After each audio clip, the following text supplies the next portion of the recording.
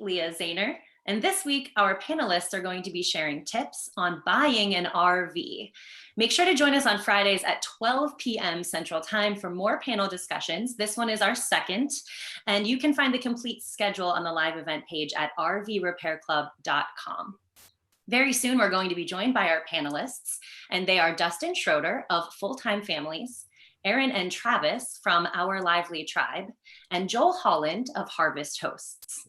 Everyone that's viewing right now, please feel free to ask the panel questions throughout the live stream. You can do that directly on rvrepairclub.com in the comment box right underneath the video. So you'll find that at any point. If you want to drop a question in there, I'll be keeping an eye. We have a couple pre-submitted questions that we go through as well. And as many questions as we can get through in our hour together, I will feed through to our panelists. And I also have a little announcement.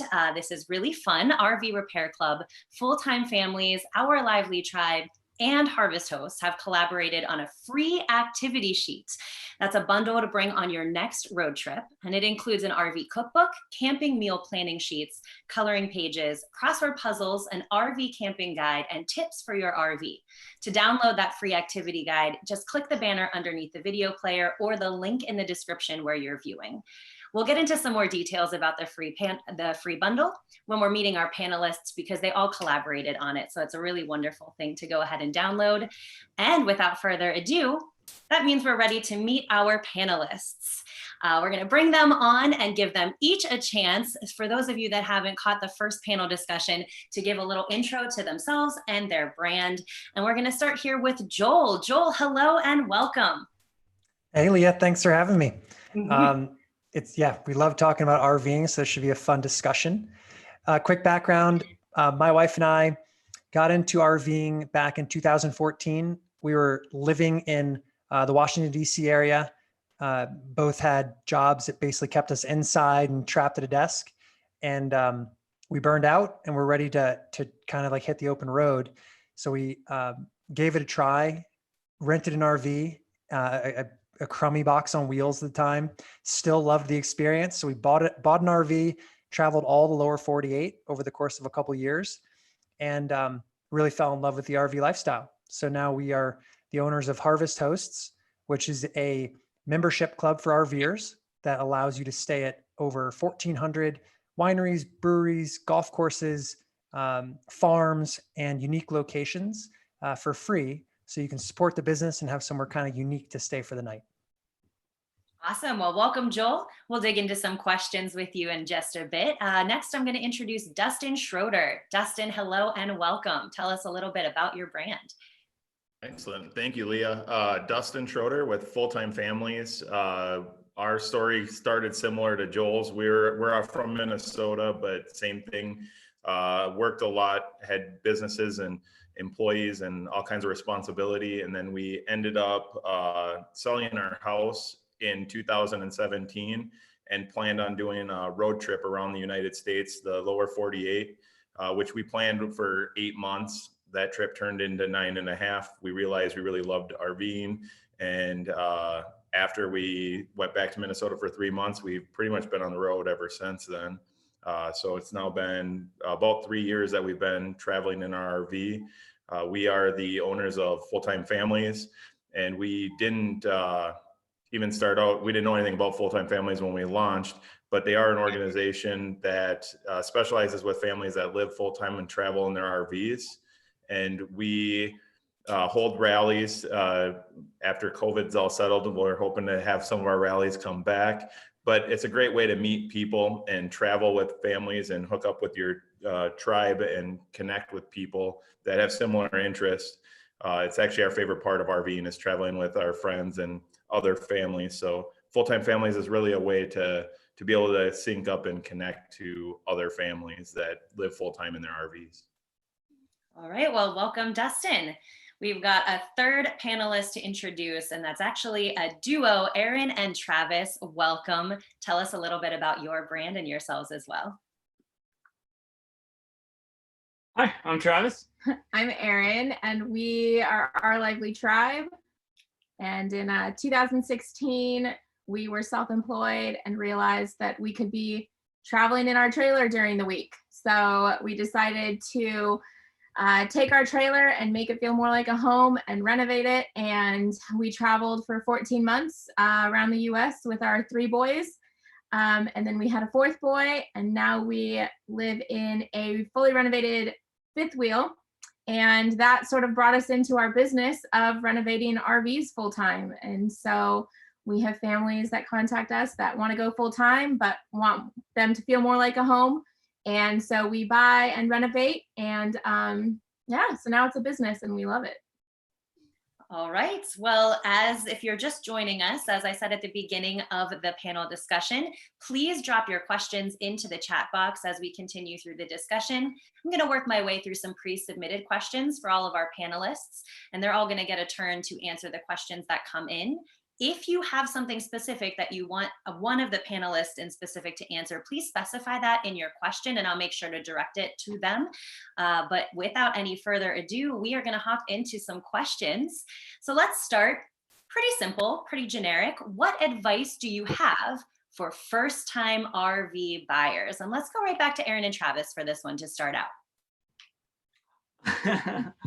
I think the first thing to start out with is really know what you're going to be doing with RV. Are you going to be trying to live in it full time? Are you going to be just using it for weekends? Consider your kids, all of those things.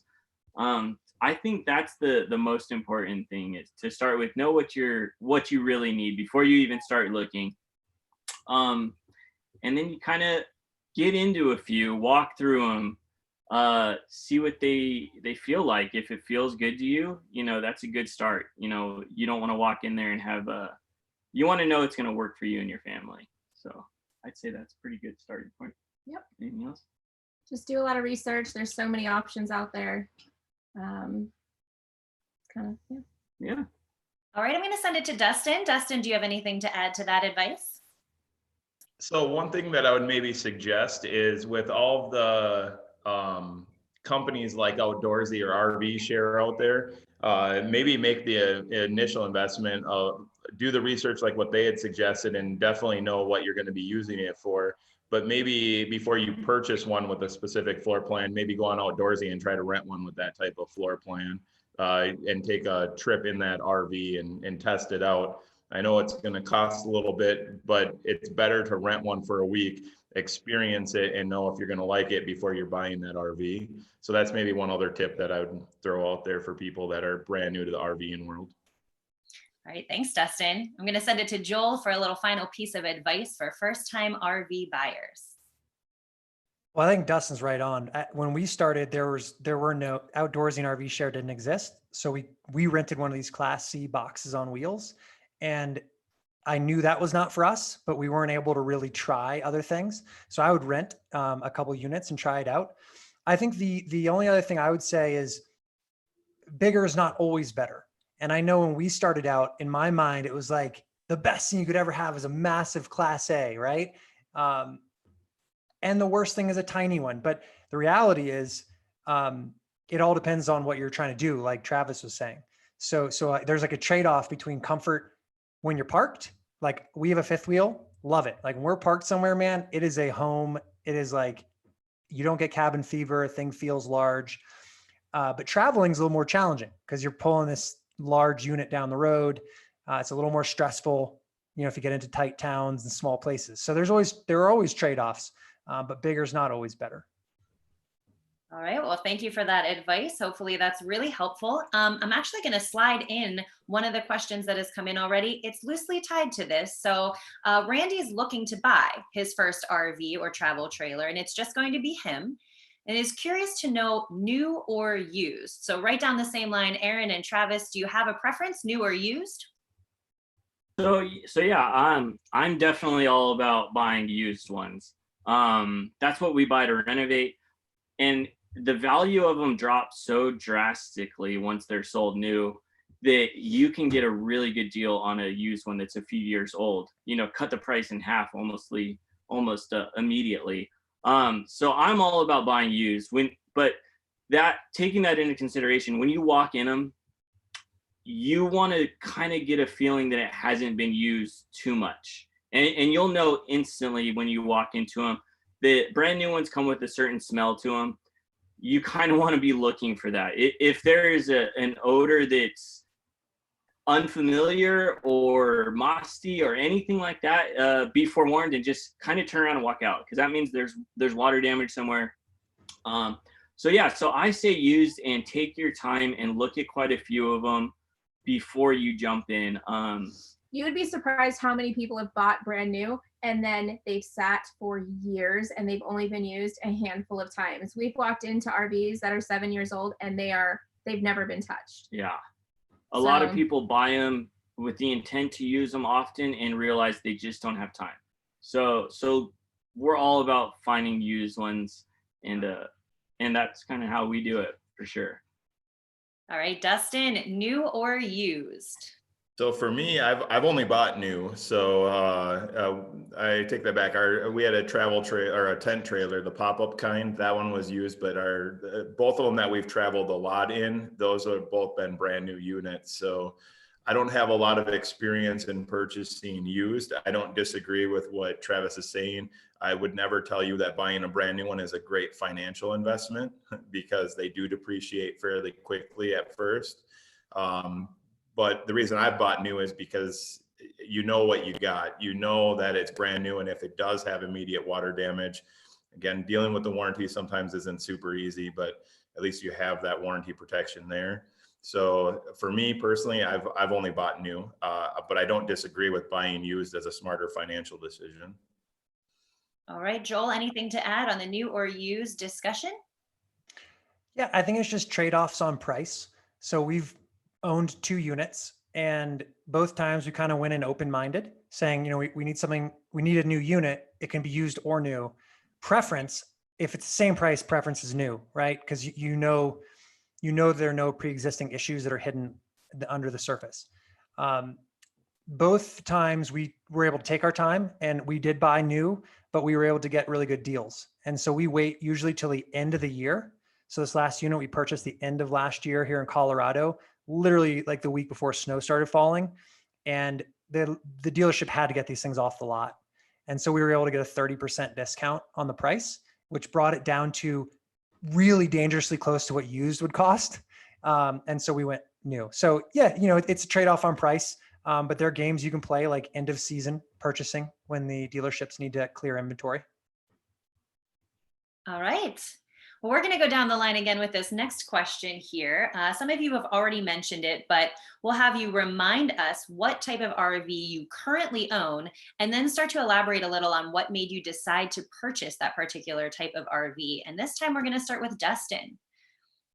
So the particular RV we bought was mostly based off the floor plan. So we obviously travel with our family. So we have 3 kids, and my kids are 17, 15, and 12. So they're a little bit older, a little bit bigger. The oldest, the youngest are boys. So we were pretty set on our floor plan pretty quick, which we ended up doing a mid-bunk 5th wheel. And the reason we did that is because my 2 boys, they share that mid-bunk, and then there's a loft above there that is my daughter's. So it's kind of like the world's smallest 3-bedroom apartment.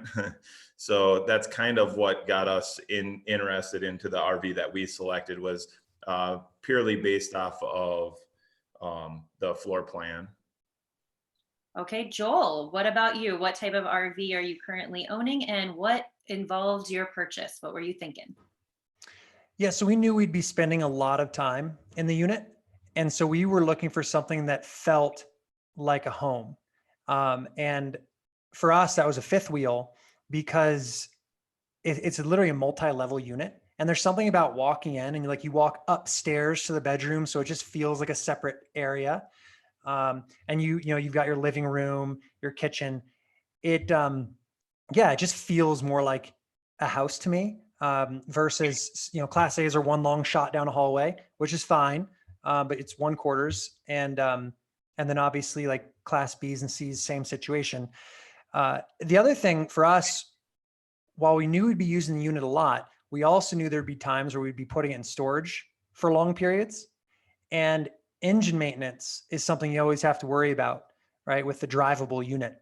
And so we're in Colorado. So throwing a 5th wheel in dry storage in Colorado in the middle of winter, no big deal, right? As long as it doesn't leak, it's great. And And then I was able to invest in a truck that I really like, and it's my primary vehicle. And so the truck, I always service it. I take good care of it. It's always running well. And then I just have to rely on a trailer, not, braking. All right. Erin and Travis, what RV do you currently own and what went into that decision? There you go. So we own a 36-foot Keystone toy hauler. And so it's so funny, we all offer such different opinions on these things.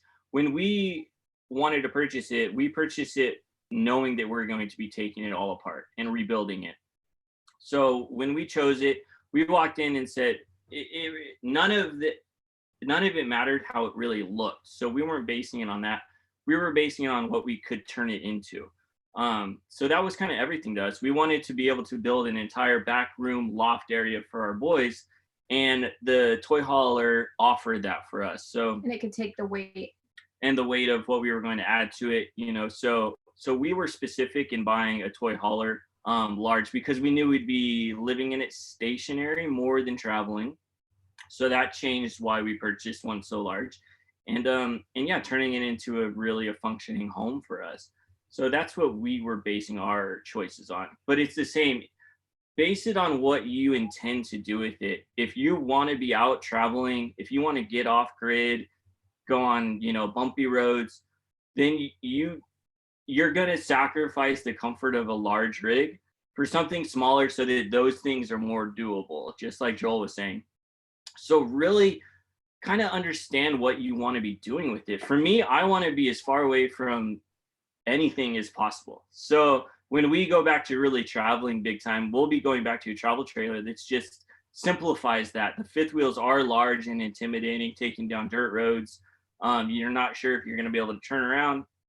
But we like to off grid and go, boondock. So when we do that, we'll do something smaller. Yeah. So yeah, and kind of just know what you're getting into with what you want to use it for is the biggest thing. All right. Well, this next question ties in a little bit to what you've all been talking about. What type of research did you do before purchasing your RV? And we'll go to Joel first. So what kind of research did you start with? It was a lot of firsthand research. We visited dealerships, like many different dealerships, many different times, and it basically became a weekend activity. We would go on a weekend, walk through units and just like get a feel for what felt right to us. Layout, finishings. We didn't have plans to really modify the inside. It was just outside of our experience level. And so we wanted to find something that we were ready to like be happy with. And for us, it was Grand Design. Our first unit was a Grand Design Reflection, which is a fifth wheel. We liked that it had more modern finishings to it. And then we already talked about that kind of split level, which we enjoyed. We liked the way that the chairs were laid out with the television. We liked the way that kitchen was laid out. And we did the same time this time around. So now we're in a 2020 Grand Design Solitude, a little bit bigger of a unit, but it was the same thing. We walked through a ton of units and this one just felt right. And so you can do a lot of research online for pricing and quality and reviews. But I think at the end of the day, you want to walk through the unit and just see what vibes with you. Okay, I'm going to send it next over to Erin and Travis. What type of research did you do before purchasing your RV? We're like the exact opposite. We're not big on researchers. So we grew up, both of our families, we just grew up in travel trailers. Not living, but camping. Camping. So both of us just came into it with a lot of already experience just being in them and being used to them and traveling in them. So we were really comfortable in travel trailers and camping. So we kind of just had an idea of what we'd want and we kind of jump, and we're very more like, let's just jump in and get it. And also we jump in with the intent, we know we're going to change them to be what we want them to be. So for us, it's more just, is the slide large enough? What's the space really going to offer to us? So it's the same thing. Joel's walking into it and wants it to already feel like a home. Well, we're walking into it and saying, okay, how can we make this one a home? So we are willing to go, a little cheaper on the price because our money is going to actually go into the renovation and turning it into what we want it to be. I think for us, it's more like location of things. Like, is the bathroom next to the bunks where the kids are going to sleep? Like, that's not really what we want. Where's the kitchen located? You know, can we put a mini crib in our front room for the baby? Like, yeah. So just different ideas of how to go about doing it. But really, I recommend walking through them. We have people contact us that have never stepped into a travel trailer that are ready to get one. And so the thing we say, we're like, just go walk through some dealerships, like really get an idea of what you're looking for, and then let us know. Yeah. Yeah, because there's people that just jump in and buy them. But definitely, if you've never been in one or owned one, go walk through them. I highly recommend that. Absolutely. Okay, I'll send it over to Dustin. What kind of research did you do in purchasing your RV? So what we did is we went to a lot of the RV shows. So we went through the Tampa RV show. So we got to see a lot of different, with dealers, usually they have limited brands that dealership sells. So you might have to go to several different dealerships to see a couple different of the same floor plan. Where RV shows, we found like a lot of times the dealers are right next to each other. So you can see 4 or 5 different ones. So we had narrowed down pretty quickly that we wanted a mid bunk.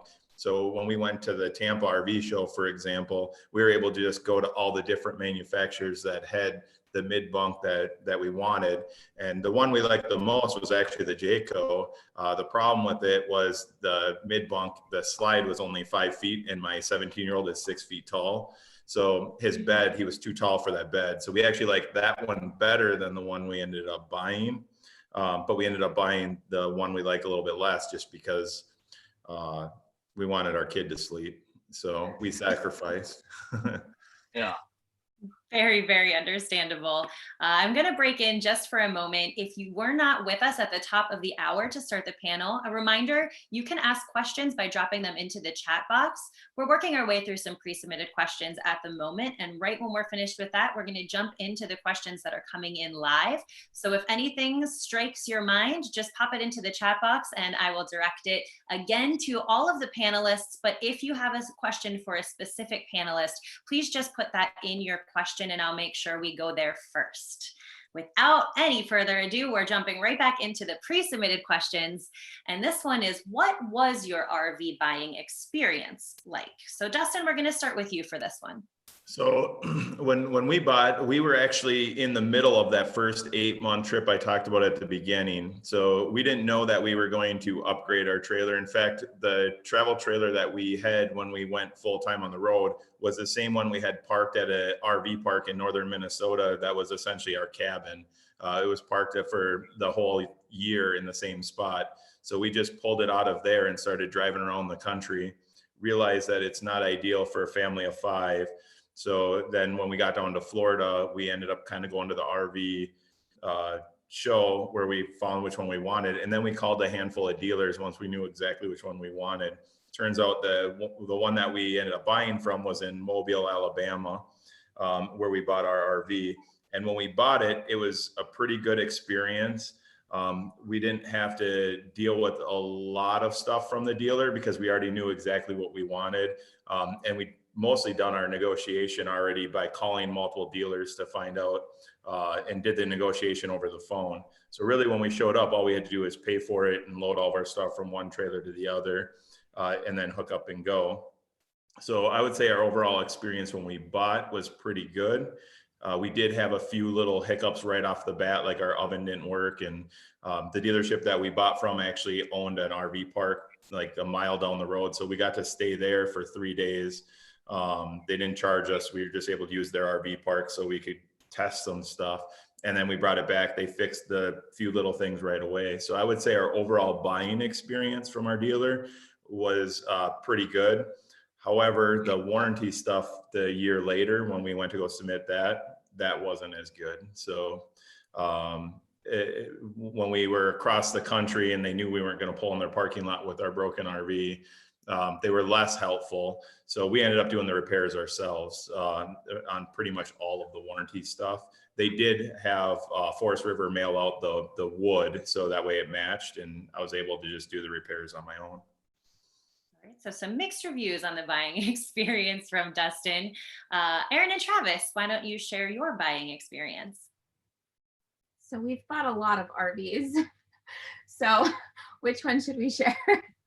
I think the craziest one was when we were traveling full time in our first renovated RV, we decided to travel longer and we were like, well, let's sell this one and see what happens. And so we posted on our Insta story that it was for sale, and in 12 hours we sold it, drove it from Florida to Oklahoma, dropped it off with a new family, found one online, drove down to Houston, picked that one up, unloaded everything from the little U-Haul into that one, and drove that back to California to renovate it. So that was crazy. That was a good buying experience. That was our buying experience.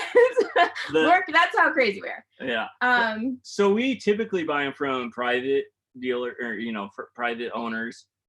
We bought a few from small dealerships, but so we've only bought used ones. We haven't bought any new ones. But like Dustin was saying, when it comes to the new ones, the buying it might be great, but the warranty work afterwards tends to be a huge hiccup, man. And so we have 6 family members that all have brand new rigs that they bought maybe 5 or more years ago, and the warranty work that they've had to go through, it's been pretty daunting, like sitting at the place for months, and still not getting it taken care of. So something to consider when you're buying new, to make sure that you're buying from like a dealership that you can form a good relationship with, that you trust. It's kind of tough, but yeah. So, but we've had and that's one thing, if you're buying it from a private dealer or a private person, you can really get a feel from that person immediately, right off the bat. I've gone to look at some, and the people showing it, I could just tell were not people that took care of the trailer. Didn't know much about them. Didn't clean it before I even came to look at it. So right off the bat, I was like, okay, I definitely know I don't want this trailer, because the people themselves don't seem like they really care. So, and then you go and buy some from people that you can tell love the trailer and enjoyed it, took care of it, and those are the people. So just get a feeling right off the bat when you walk in. And you can do the same with a showroom, man. Get a feeling from the salesman. Is he just selling you something, or does he actually want you to, have a home that's going to work well for you? So, yeah. Pride of ownership, definitely. All right, Joel, let's finish us off. What was your RV buying experience like? Yeah, so we've purchased 2 units now. One was in 2014, and we were brand new to the whole RV thing. And I just didn't know much about, I knew the unit I wanted. I loved the Grand Design Reflection. I'd heard wonderful things about the company and the brand. It seemed like high quality. So I knew the unit. I didn't know much about how pricing worked at dealerships. And unlike cars and most other things, like there's a lot of meat on the bone, like a lot. And so at the dealership, they had an MSRP price of like one thing. They had taken 10% off, and they're like, this is a massive deal, like 10% off. And I just accepted it. I was like, that's awesome. We're getting 10% off. Well, it turns out there's a lot more meat left. And so this time around, we went on these Facebook groups where there are groups of people that share prices they've paid for new units. So you can actually get data points on what these things go for. And so we found out that with this unit we were looking at, we could get about a 30% discount. And I simply called dealerships in the area and just said, hey, this is what we're willing to pay. Can you do this? And one of them said yes. And so that was it. It was kind of like, I knew the price. I felt comfortable with the price. I knew the unit. And we've been very fortunate. I mean, I think Grand Design it is a quality unit. The only issues I had in the 5 years I owned the last one were self-inflicted, right? Like I did some stupid stuff. But other than that, it was a great experience. All right, I'm going to throw these next 2 questions kind of together. So think of this as a 2-parter question. The first part is, what features were important to you when you were buying your RV? And then the second part, can you think of any RV accessories that don't come standard that you would recommend purchasing and adding on? So we'll start with Erin and Travis for this 2-parter. So we're not big add-oners for sure. It's kind of, I'm a fan of the more simple, and that's what I'm kind of going for. So I don't know that we'd be really able to talk too much about this one. We don't have any. Yeah, we don't really have we're pretty basic, pretty simple. Were there any features you were looking for specifically, then if you're not adding on, what kind of features were the most important to you then? Oh my gosh, I don't even know. That's such a hard question. No. I think the biggest thing for us was the fact that we were going to live in it. I wanted our kids to each have a bed that we didn't have to pull out and make every night. So we have 4 kids, 4 boys, and I wanted to make sure they each had a bed that's kind of their private space. There's space, if they're in timeout, they have a space to go. But definitely I didn't want to have to fold out a couch and put it back at the, in the morning and then unfold it at night and make sure everything was cleaned and picked up. So I think that's always been something that's important to me, that everybody had a bed that was always available. All right, how about you, Joel? So what features were important is the first part of the question, and then any add-ons that don't typically come standard that you recommend.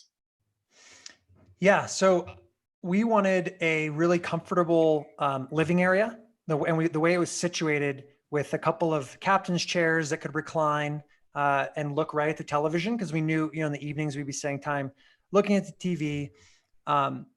And I wanted an extra couch so that if we were entertaining people, there'd be a nice like L shape to basically everyone could sit around in an area and have space. And so we chose a unit that had that layout, which I liked a lot.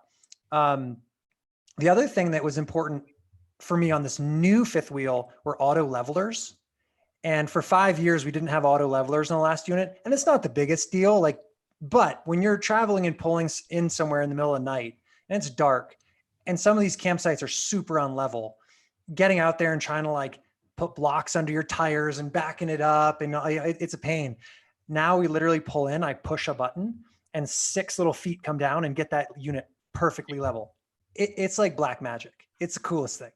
So I'm a fan of that. Accessories we've added on, I'll just name one that I think is really good. RV locks makes a punch code for lock for the door. Because a lot of times we're at events where we have friends staying with us. My wife's maybe out and about, or I'm out and about. Trying to pass keys around can be annoying. And so now there's just a code on our door. And so you punch the code in, it unlocks, you're good to go. It can also, auto lock if you forget, there's a lot of things, but RV locks makes a nice little, and it's super easy to swap out your existing lock for the new one. Okay, Dustin, last to you. What features were important to you, and what add-ons might you recommend that don't typically come standard? So for us, it was similar to Erin. We all wanted to have our own bed. We didn't want to have to fold up a couch or put a table away or anything like that. So it was the same thing for beds, which is, again, that's what led us to kind of our floor plan. We did, as far as things to add on, I do like that lock. I haven't done that yet, but every time I hear someone talk about it, I want to just put it in my Amazon cart right now. But for me, it's more about solar. So we didn't know anything about solar until we got it and added it on. But by adding solar and the inverters and a good battery bank, that allows you to be able to have a lot more options. So as far as where you're staying, it's also really nice being able to pull off to the side in a rest area or whatever, open up your RV and be able to turn on your microwave, which in a lot of fifth wheels, you'd have to light up a generator or, so the inverters are always really nice. And we did not have a way to do that up until we made that modification. So for me, it's all about the solar and be able to be off grid and boondocking and recharge without running a generator all day long. So I would say solar is the accessory that is a must have for me. Okay, we're going to move into some don'ts here. So the next question is, what RV buying mistakes should people avoid? And Joel, I'm going to send this to you first. RV buying mistakes. Don't rush it. I mean, we were pretty impulsive on our first purchase because we were so excited to get out there. And I think that happens. You're walking the lot. The dealers are really good at, they're good salespeople. So they're good at trying to play on that emotion of, hey, here's a sweet deal. Wouldn't it be awesome to be camping this weekend? If you don't buy it now, you're not gonna be able to go enjoy that. But it's always better to take a beat, take a breath, go home, jump on those Facebook pages to see what other people have paid. So don't ever walk into a dealership and walk out with a unit like we did the first time. Take a break. All right, Dustin, how about you? What would you recommend avoiding? I would say don't necessarily fall in love with just one. Take some time. Again, it goes back to not rushing, but I would say don't fall in love with just one specific model, especially at one specific dealership, because when you do that, you might end up making mistakes and buying something. Kind of what Joel hit on at the beginning, like they told them you got 10% off and that was just the deal. I'm willing to bet that works for a lot of people end up paying extra because of they fell in love with the one that's right there and ready to go. So maybe not fall in love with the first one you see and maybe kind of take your time and look at multiple, even if they're the same floor plan, same model. Okay, Erin and Travis, you've done a lot of purchasing. So what mistakes would you recommend people avoid? I think it's the same thing, like the rushing it. I've even done it myself where I get so excited on just the layout of it and I know I'd want to renovate it that I buy something that I actually end up having to put more work into because there was water damage that I had to take care of that I knew ahead of time, but I still went for it and I should have been more patient, you know? So it's the same thing. Just know what you really need to do with it. And it's tougher when you're buying from private because they get sold pretty quickly once they're listed, you know, especially the RV life is growing crazy. So when a good used one gets listed, it goes pretty quickly. So, you know, really know what you're willing to put into it after you purchase a used one. If there is water damage, you have to be willing to take the time to correct those mistakes and fix those problems. So it really is just know how much work and time you're willing to put into one. And I think know your price point too. We'll walk in and I'll go on Nada Guides and put in the info of the rig and get a good price point and walk in and they're charging $2,000 more. And I'm really good at being like, this is what we have and this is what we'll pay. And I'll turn around and walk out. Whereas he's like, oh, okay, we'll pay. And I'm like, no, we're leaving and we'll leave. And they'll call us the next day and say, okay, we'll take your price point. So like really be firm in that because they will budge. Yeah. And it may take a couple days. But I've walked in and said, this is what I have. This is what I'm willing to pay for this. And they'll say, no, absolutely not. We can't do that. And 2 days later, they'll call and say, okay. So definitely know your price point and know that you can work with them. Okay, I'm going to tie in another little two-parter because we had a question come in from a viewer that really relates to this pre-submitted question. So the next thing we're going to talk about here is what should you look for or inspect on an RV when buying new or used? And this is where I'm going to pull in Mike's question. He wants to know if you are doing this inspection yourself or do you have a third party inspect it for you? So Dustin, I'm going to send this one to you first. Inspection, anything that you would like to bring to light for that? So again, since I've bought mostly new, I don't do a whole lot of extra inspection. If I bought used, I would definitely do an inspection and I would probably even hire an inspector, even though I feel like I've lived in one now for 3 years. I have a pretty good idea to what to watch for, but I'm no expert, especially when it comes to the underneath, like the axles and the bearings and all like that's not my strength. So I would probably hire an inspector third party if I were to buy a used one. If I buy a new one, I've never hired an inspector and I do the walkthrough when I buy it with, they always have somebody in there at their dealership that will walk through it and kind of show you how to use everything. So that's really all I've used. And I haven't done a whole lot of inspections being I've only bought new. All right, Erin and Travis, how about you? How do you handle the inspection process and what do you look for? Yeah, so we inspect pretty thoroughly. So the first thing I look for is the water damage. I want to try and make sure that there isn't any, but there usually is because these things, we buy them a little older. So, but to inspect for that, you're looking at all of the corners. You're going to open all of the cabinet doors, check all the corners.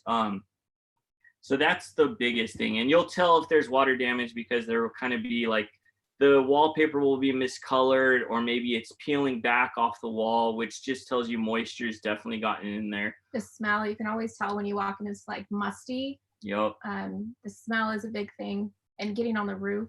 Yeah. So then get up on the roof. I expect everything. You can see, all the silicone around it. Check all of those things. Make sure there's no cracks in there.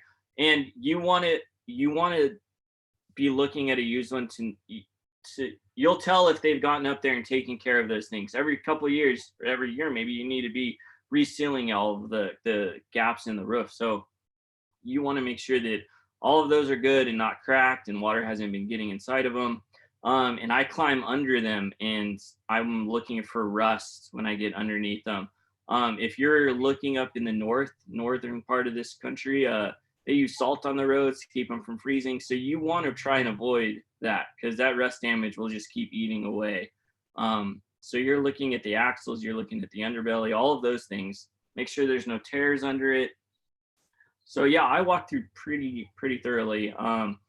Walk over all of the flooring, see if there's any soft spots, because if there's water damage, the floor will have gotten soft at that point. So yeah, that's a lot of it. Look under every single window to see if the wallpaper is wrinkling, because that means water's gotten in there. So yeah, you can turn on every piece of it, turn on every light, turn on the fridge, propane, power, AC, use heat. the stove, use the heater. Make sure all of those things are running before you're willing to purchase it, for sure. Okay, Joel, what is your inspection process? What do you look for? Do you use a third party? Let us know. Yeah, so on this last unit that we purchased, it was new, so I didn't use a third party inspector. But what I did get the dealership to agree to is kind of what Dustin mentioned earlier, was I said, I'm going to buy it and I'm going to take it out this weekend here in Colorado for the weekend. And I'm going to use it. And there's going to be little things that are going to not work right or need to be fixed. I'm going to bring it back next week. Are you willing to make those fixes? And so I got them to agree to that.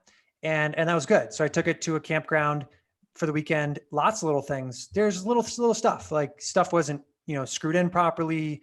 I think we had an issue with the oven. So there's little tiny things, and we made a list, and they fixed everything. So that was kind of, and I think most dealers will do that. Just make sure they agree to it before you drive off the lot. All right. Well, it is time to get into our submitted questions from those of you that have been watching. Thank you so much for dropping those into the chat box. We'll spend the rest of the hour getting to as many as possible. We are going to get started right away with Danny's question. And Danny is asking, is it good to buy online or through a traditional dealer? And where can I find used RVs? So I know we've touched on a little bit of this, but let's put all that information together. And I'm going to send it right back to Joel to get us started. Yeah, so I'm not great for answering on used. I know RV Trader is obviously kind of what you see the most of. I would say a lot of times when you're buying online, you're really just buying from a dealer. I mean, a lot of the inventory, if it's new inventory, is their dealers just putting it online. So it's probably very similar to what you would get. But it's a great way to find good starting places, right? Find dealers that have prices that you're happy with, and go from there. All right. What about you, Dustin? Buy online, through a traditional dealer? Any tips on finding used RVs? So as far as I would probably refer you to RV Trader or a similar website as well. As far as buying online or traditional, I kind of use the combination.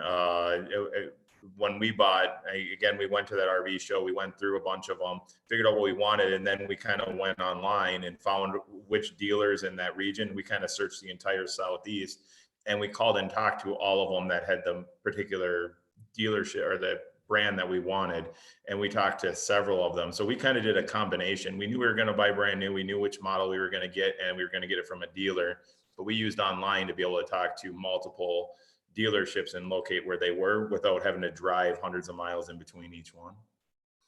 Okay, Erin and Travis, how about you? What are your thoughts on this one? We've done both. We've done online and stopping at a dealership to see what they have in stock. I think online is the easiest way to kind of narrow down what you're looking for, and then we physically go, and that's when we inspect it. And we've walked away from many that just aren't what we had seen online. Mm-hmm. So yeah, it's really pretty, or really easy to make images pretty. So it's good to get in them, walk through them, smell them. I'm all about the smelling them, but it's true. It really is true. You want to smell them. Yeah. So I actually have one. I think it. Go ahead, Dustin. Sorry, I didn't mean to jump in, but I actually just thought of one more thing on the used RVs that I just thought of. But driving down like some of these country roads that we drive down, you oftentimes will see RVs sitting in people's yards. Honestly, go knock on their door and say, "Hey, are you willing to sell this?" I've never actually done that, but I would totally do that because you might be able to get a good deal. You don't know, it could have been sitting there for 3 years. So sorry, I didn't mean to jump in. I thought when you said I didn't know, I thought you were all done.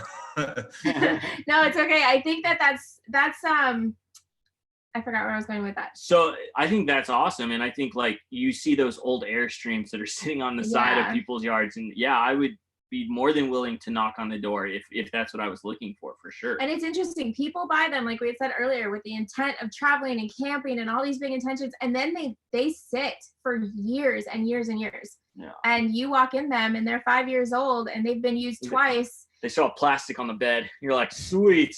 Yeah, so buying them from actually like the owners, you can build a relationship with them. Like they want to get to know you and you want to get to know them. And then it's, you can kind of trust them. Whereas if you buy from somebody that's kind of cold and standoffish, then you know that's not right. It's kind of fun. I've bought a few and when they find out I'm going to renovate it, they get really excited and are like, "Oh my gosh, can you send me pictures when it's all done? I can't even imagine what that's going to be like." So then they're kind of invested in it also and follow along with them. So that's pretty fun. All right, I'm going to do a little something different with this next question. I'm going to keep an eye on all of the panelists. And if you have a really strong opinion about this, throw your hand up and I'll come to you first. Michael asks, in general, what is the preferred drivetrain, gas or diesel? We all know that answer, dude. I mean, there's the correct answer to that. Yeah. Well, Diesel. It's diesel. Diesel's the only way, yeah. Right, Dustin, you have a diesel. I have a diesel as well, yep. Especially, you could maybe convince me that a gas truck would be better if it's a smaller like travel trailer. But if you're getting a fifth wheel, I would go diesel. We did our first traveling year in with a gas. With the F-150. Yeah, when we had a travel trailer, it was lighter. We traveled the US with gas, but now we have the fifth wheel and we have a diesel, and that's game changer.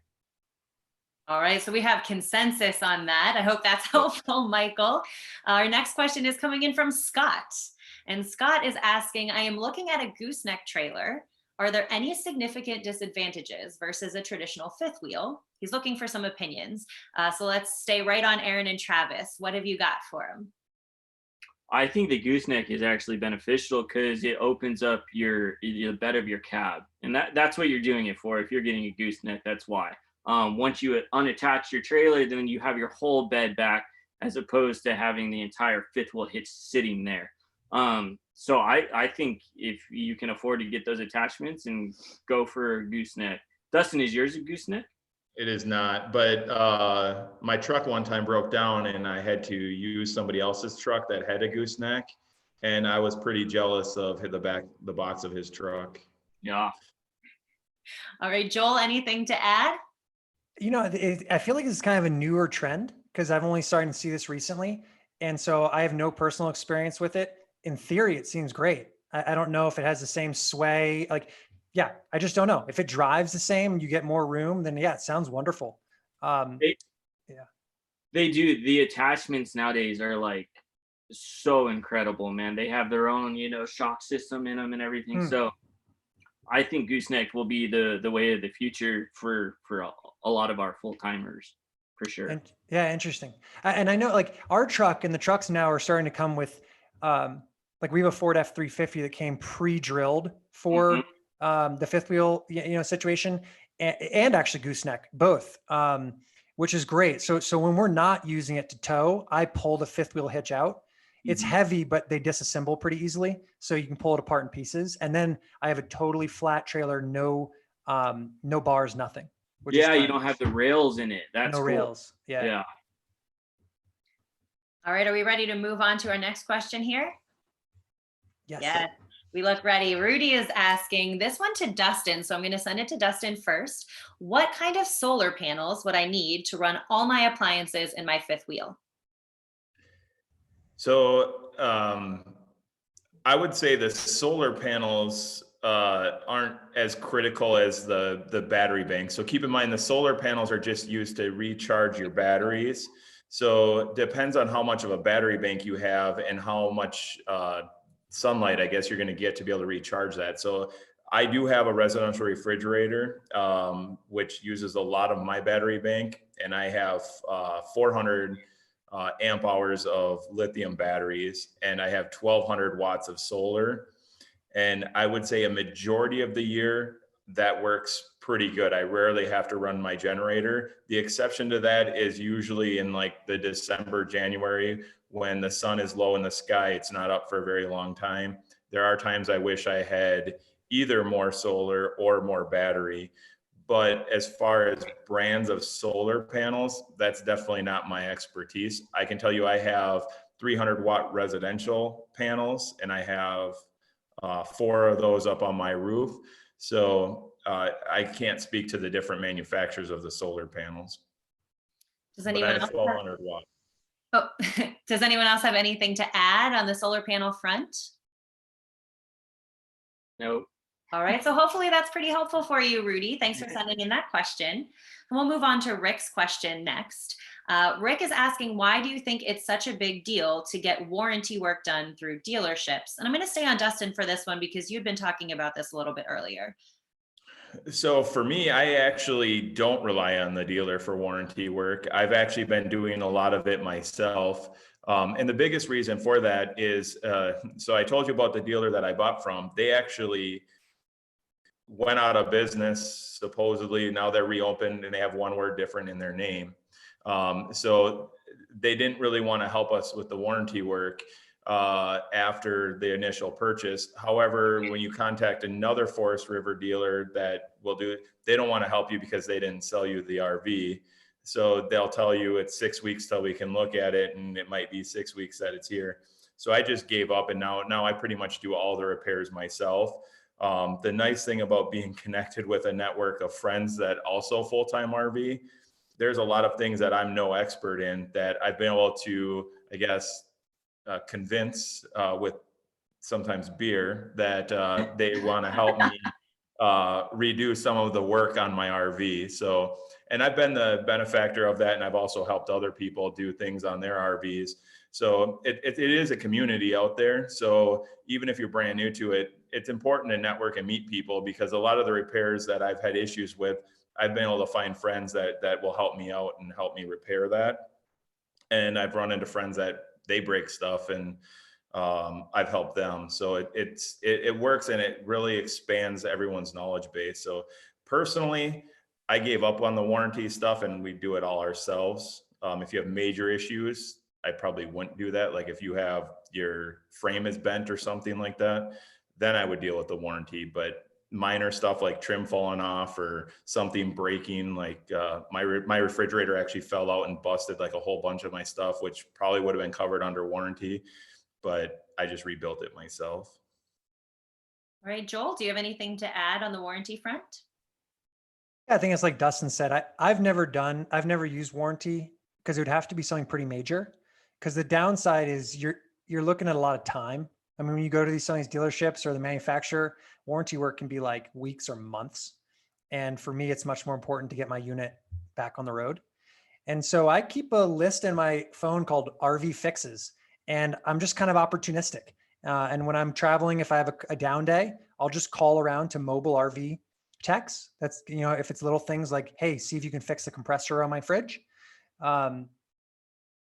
If it's wheel stuff, I won't take it to an RV dealership like axles and things like that. I'll usually take it to a facility that works on trucks, 18 wheelers, and they can get your wheels, your bearings repacked, get your axles like fixed, swapped really quickly and inexpensively. And so I've actually never used warranty because it's just the time.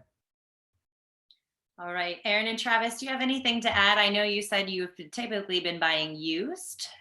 I think we have experience with this just because both of our parents and siblings and aunt and uncle all have brand new RVs. All of them have spent weeks to months in, the shop to get little things fixed, and then they get them back and those little things still aren't fixed. Or they go to pick them up and the blue tape's still on it. They haven't touched it. Right. Like, and oh. so I think we've watched our family members struggle with warranty. And I think the downside is that when you go to a dealership, they'll sell you on the warranty. They'll say like, we'll cover anything that's, broken or damaged or fixed. But then when you go to get it fixed, oftentimes we're finding that they fight you for it. Well, that's not us, that's this, No. So we've watched our family members really struggle with warranty. So that's why we always say, like, we love used because a lot of those kinks have been worked out. A lot of the kinks that they start with, the problems, the little things that break have already kind of been worked out. And so we find that they're a little more solid and repaired already. And so that's kind of the plus of buying a used. But then you don't get a warranty. All right, well, we have time for one final question. This one comes in from Ryan. Ryan is a first-time RV owner, and I've been surprised how many little repairs there are. How might I start tackling this without having to pay too much for repairs at the dealers and waiting on their long timeline? And he's wondering if there are any tips that you have to not get overwhelmed. So we'll start right with Erin and Travis for this last question. Be patient, man. Take your time on these things. Don't rush through them. I would say, do your research. There's so much info out there now. If you run into a problem, YouTube it. And RV Repair Club has a ton of videos that are all about that. And I would go back to Dustin when he says network. Like, totally. There's this community within the RV world that's incredible. We've made lifelong friends, and these friends have so much knowledge that we may not have. Yep. Oh, and yeah. So being able to call that friend up that you just traveled with and say, hey, this is the problem.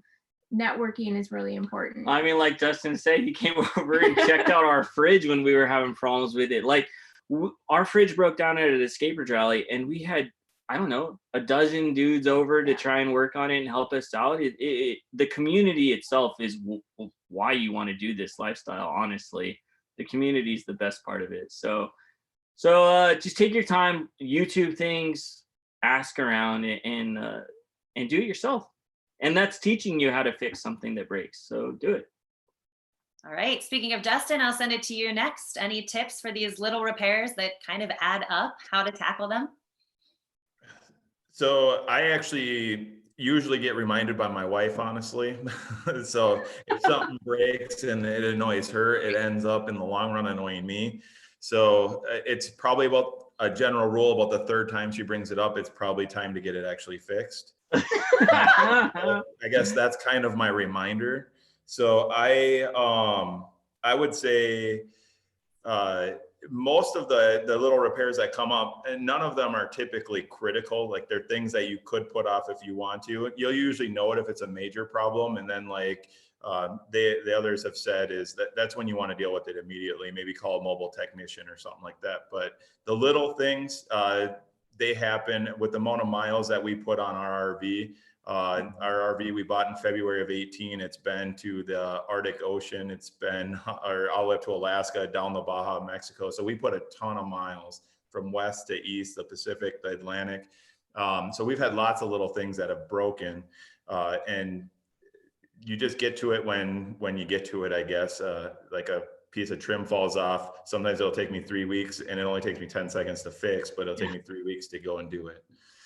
So. All right, Joel, I'm sending it to you. This is our last question. Finish us off. I would look into mobile RV techs when you're at campgrounds. And so what I'll typically do is I have this list in my phone of little things I want to get fixed. They're not usually super pressing, but super annoying things. If I'm somewhere for a couple of days, I'll call the campground, or I'll walk to the campground, the host, and say, hey, who do you recommend for fixes here that'll come to the campground?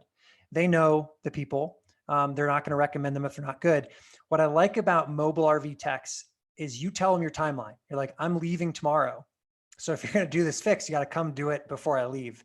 You're not going to get hustled into leaving your unit for weeks at a time at some dealership. They're going to come to you. You're going to be sitting either inside working or outside relaxing. So you're not in some weird, stuffy place. And the pricing is usually surprisingly good, and you'll ask them before they come, like, hey, I have a fridge that's on the fritz. How much to come out and fix this puppy? And so I'm a fan of mobile RV techs. All right, that brings us to the end of our hour, but this is not our final panel. So I'm going to say thank you to all of our panelists for joining us today, to Erin and Travis, to Dustin, and to Joel. This is a reminder that we will be back with our panel next Friday, right at 12 o'clock p.m. Central Time, and you can find the complete schedule on the live event page at rvrepairclub.com. Quick reminder to also make sure to download the free activity sheet bundle. That includes an RV cookbook, camping meal planning sheets, coloring pages, crossword puzzles, an RV camping guide, and tips for your RV. This is a collaboration from all of our panelists as well as rvrepairclub.com. And you can download that by clicking the banner underneath the video player or the link in your description. Before we head out, once again, I need to say thank you to our panelists. And of course, thank you to all of you tuning in and sending in your questions. My name is Leah Zahner, and on behalf of all of our panelists, I hope to see you next Friday. Have a good one. Thank you. Thanks, Leah. Bye. Thank you.